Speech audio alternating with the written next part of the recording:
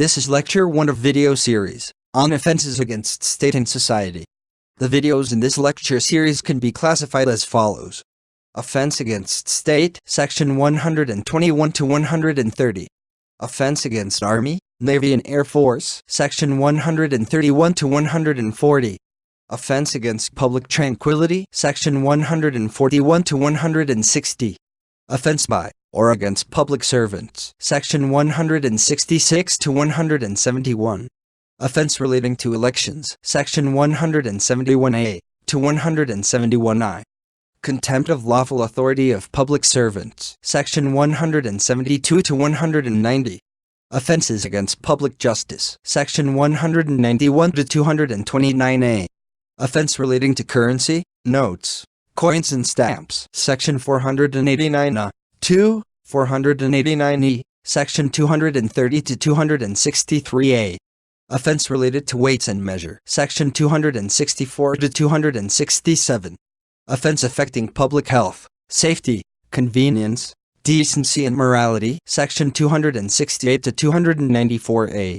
Offense relating to religion, section 295 to 298. First, we are going to discuss about section 121 to 130. Chapter 6 of IPC 1860 deal with offenses against state. These offenses can be divided into following category. Waging war against Government of India, section 121 to 123. Waging war against friendly countries, section 125 to 127. Assaulting high dignitaries, section 124. Sedition, section 124A. Harboring state prisoners, section 128 to 130. Waging war against Government of India. Section 121 of IPC says, whoever wages war against Government of India, attempts to wage such a war, abets the waging of war, shall be punished with death, or imprisonment for life, shall also be liable to fine.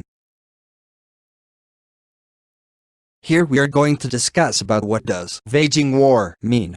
Waging war is not defined in IPC. The concept of war under IPC 121 should not be understood in narrow or strict sense.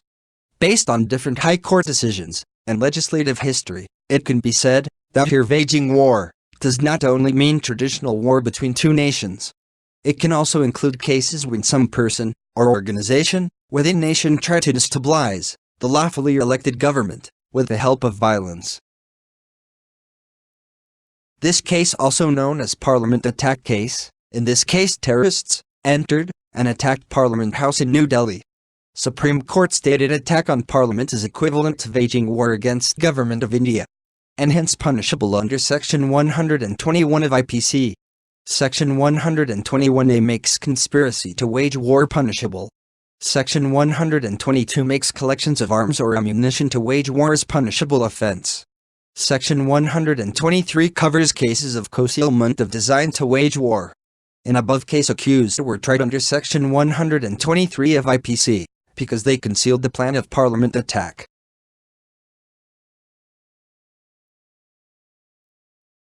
Waging war against friendly countries. Article 51 of Indian Constitution talks about promoting international peace and security, to maintain a just relation between nations, and to respect international laws. Section 125 makes it an offense to wage war against a friendly nation. Section 126 makes depredation punishable. Section 127 attempts to prevent people from knowingly receiving property obtained by waging war against a friendly nation. Assaulting high dignitaries. Section 124 makes assault or wrongful restraint on high dignitaries like President of India, Governor of State, etc., an offense. Law Commission has recommended to include other high dignitaries, like Vice President, Speakers, Chief Justices, etc. We will not discuss sedition in this video, since sedition is a quite detailed topic, and we will create a separate video to discuss it in detail. Next, we are going to discuss about section 128 to 130, Harboring state prisoners. Harboring state prisoners.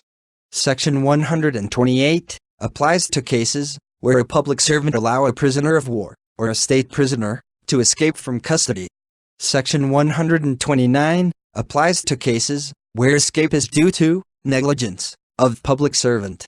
Section 130 applies to cases of aiding or assisting escape of such prisoners. In next video we are going to discuss about sedition in detail. Thanks for watching this video. Please subscribe our YouTube channel and share this video with your class.